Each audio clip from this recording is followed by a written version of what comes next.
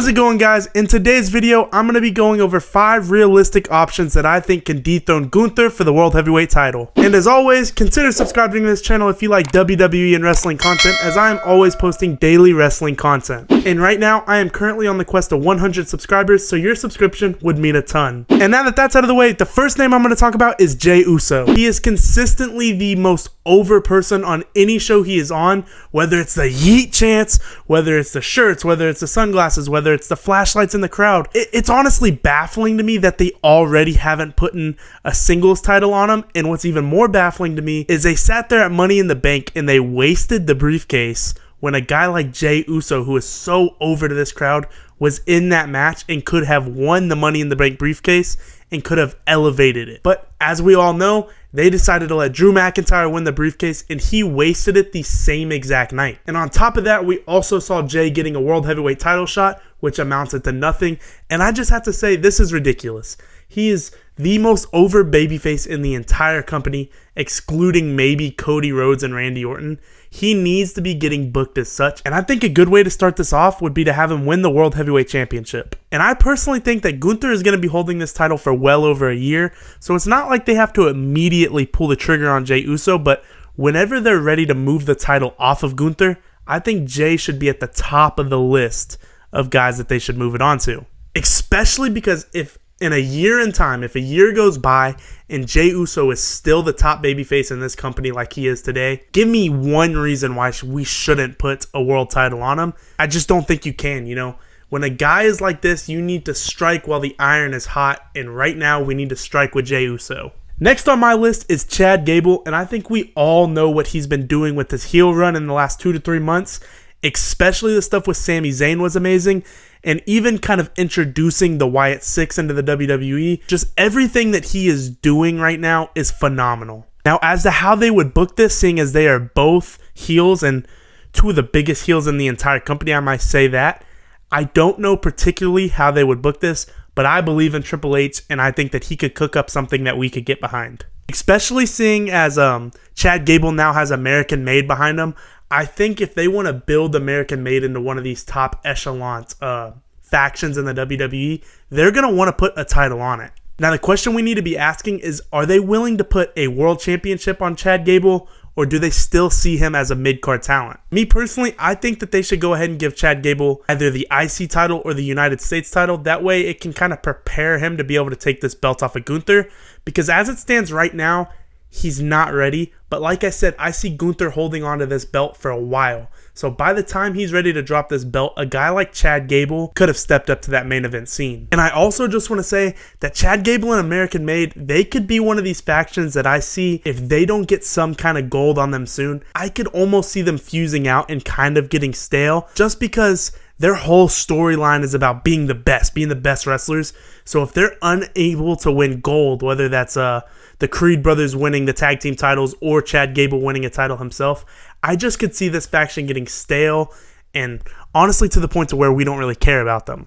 And I think I speak for everybody when I say we don't want to see that. So I think it's time to pull the trigger on Chad Gable getting some gold on the main roster. And the next guy I have on my list is CM Punk, and I can almost guarantee you at some point they're gonna let CM Punk main event WrestleMania, because ultimately we know that that is Punk's entire goal. You know, he's only said it for the last 12 years, so eventually they're gonna have to let him have a top echelon feud and main event WrestleMania. And what better guy to go against than Gunther? Personally, I could see Punk winning the Rumble this year. I would honestly say he has the highest odds to win it. A lot of fans were clamoring for him to win it last year, but I think it might have been just a little bit too early. And thank God he wasn't booked to end it, because he did end up getting injured in the match.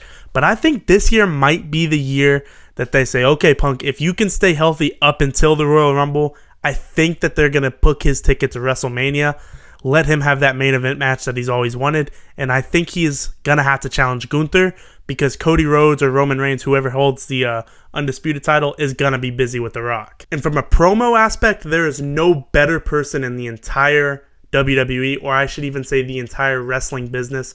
There's nobody who is better on the mic than CM Punk.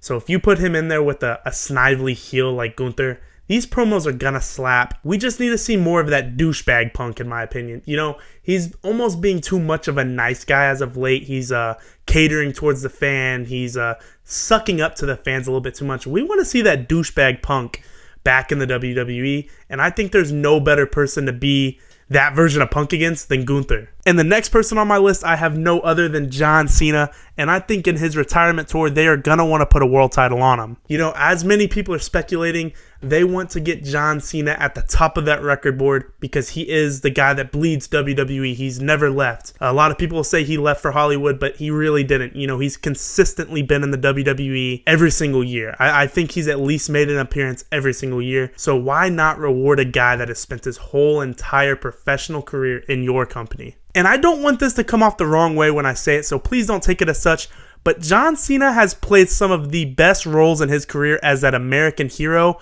going against foreign-born wrestlers. And I think a lot of this is because John Cena's fan base is on the younger side and the younger spectrum of things, and so they like to see like a Captain America-esque wrestler. And like I said, I really don't mean that in any way. I don't think it will be taken in any way, but it's just facts. John Cena has done good work against a guy like Rusev in the past, and I think that they should try and rekindle and remake some of that magic. I mean, for God's sake, John Cena, they threw John Cena out there to announce that we had taken down Osama bin Laden. So it's clear that the WWE has viewed him as this like Captain America-esque figure, and so I'm not the only one to make this correlation. And yeah, man, other than that, like I said, they're going to want to see John Cena's name at the top of the leaderboard, and what better way to do that than in his retirement tour?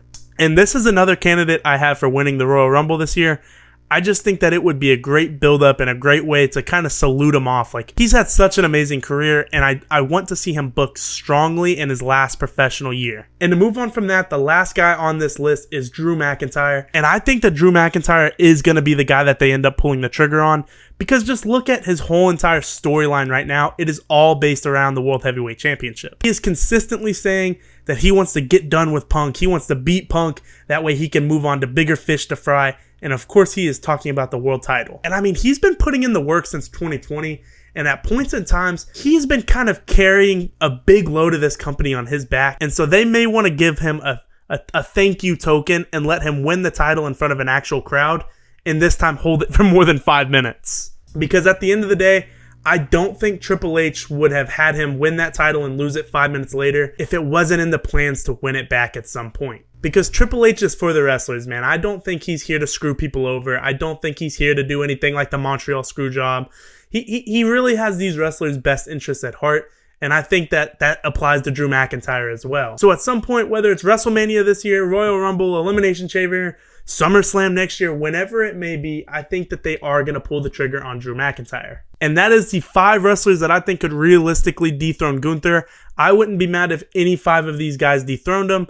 And let me know down in the comments who you guys would like to see win this belt. And that is it from me today. Thank you guys for watching. If you made it this far, I appreciate you so much. Like I said, we're on the road to 100 subscribers, so subscribe to this channel. Thank you guys for watching, and see you in the next one.